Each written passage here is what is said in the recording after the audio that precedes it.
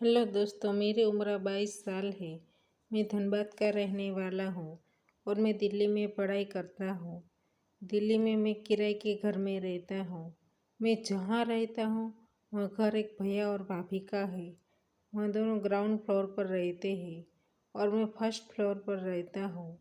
भाभी का नाम प्रियंका है और वह 32 साल की है। भैया की उम्र 40 साल है।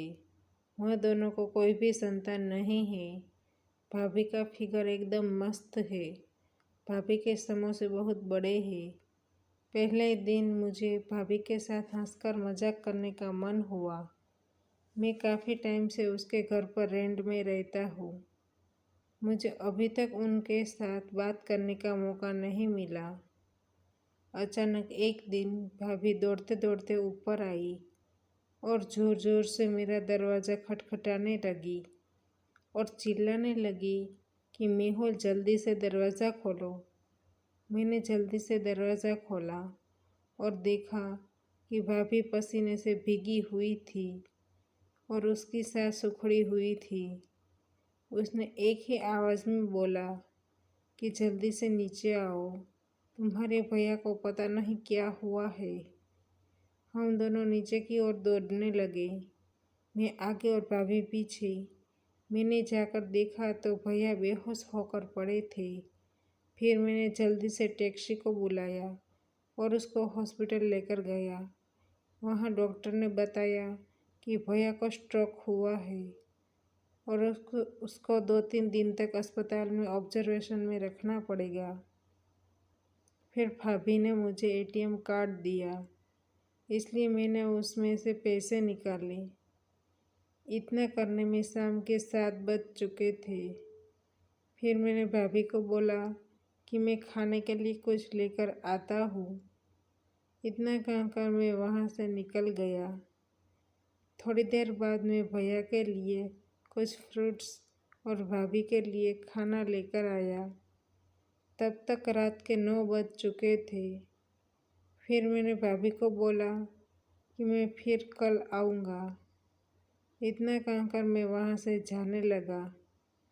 भैया ने कहा, तुम्हारी भाभी को भी साथ में लेते जाओ, अब इसका यहाँ कुछ काम नहीं है। भाभी मना कर रही थी, फिर भी भैया ने उसको मेरे साथ भेज दिया। फिर हम दोनों रिक्शा में बैठकर घर जाने के लिए निकल गए।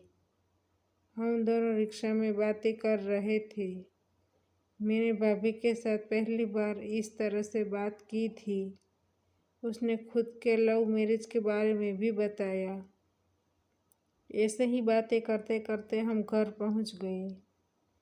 जब मैं ड्राइवर को पैसा देने लगा तब भाभी ने मेरा हाथ रोका और वह खुद ही पैसा देने लगी।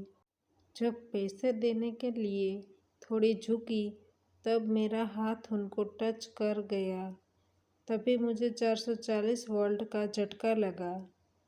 पैसा देने के बाद आंटी ने मुझे उनके घर की चाबी दी और दरवाज़ा खोलने को कहा। जैसे ही मैं दरवाज़ा खोलने लगा तभी मेरी कोहनी में कुछ कोमल सा टच हुआ। मैंने पीछे मुड़कर देखा तो भाभी खड़ी थी। मेरी कोहनी उसकी चेस्ट पर लग गई थी। मैंने भाभी को सॉरी बोला। उसने कहा, कोई बात नहीं। फिर उसने मुझे अंदर जाने को कहा। मैं जाकर सोफे पर बैठ गया और भाभी कपड़े बदलने के लिए अंदर गई। 5 मिनट के बाद वो वापस आई। तब मैंने देखा कि उसने वाइट कलर की मैक्सी पहनी हुई थी। सब कुछ दिखाई दे रहा था। वह आकर मेरे पास बैठ गई। अब मेरा शरीर कांपने लगा था। फिर हमने इधर उधर की बातें करना शुरू किया। शायद उसने भी मेरा देखा होगा। उसने मेरी गर्लफ्रेंड के बारे में पूछना शुरू किया। मैंने कहा, मेरी कोई गर्लफ्रेंड नहीं है, लेकिन वह मेरी बात मान नहीं रही थी।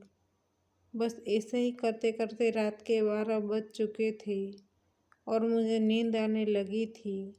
इसलिए मैंने भाभी को कहा कि मुझे नींद आ रही है और मैं सोने के लिए जा रहा हूँ।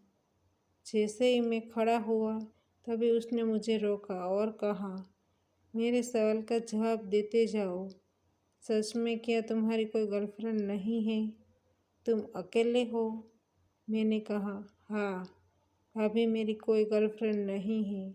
फिर उसने अचानक से मुझे कहा, तो आप मुझे बना सकते हो? मैं बनने को तैयार हूँ। मैंने कहा, आप क्या बात कर रहे हो?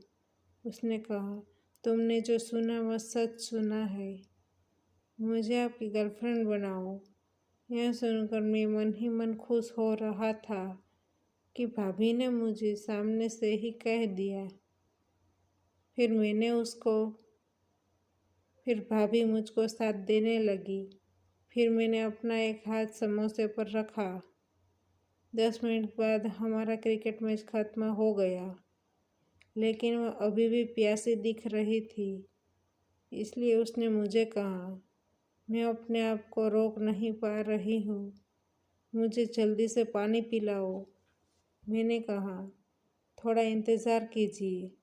फिर उसने खुद ही मेरा बैग खोल लिया और मेरा कंपास बॉक्स बाहर निकाल लिया। फिर मैं भी उसके समोसे खाने लगा। वह बहुत ही गर्म हो गई थी। मैंने भाभी को बोला कि भैया आपको आनंद नहीं कराते हैं? उसने कहा, उसको कुछ भी नहीं आता है।